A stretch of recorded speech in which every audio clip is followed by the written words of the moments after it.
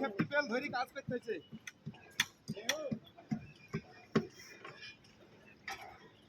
এই যে ব্রয়লার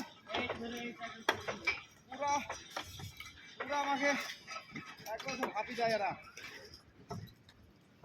এই যে ব্রয়লার আউটে কত কষ্ট করছি পাই করতেছে, এই যে সেফটি বেল্টটা না থাকলে আমাদের কত যে কষ্ট হইতো ঠিক নাই।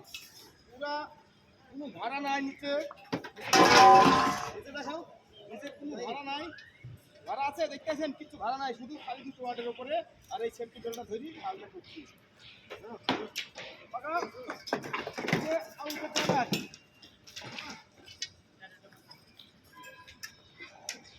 দেখছেন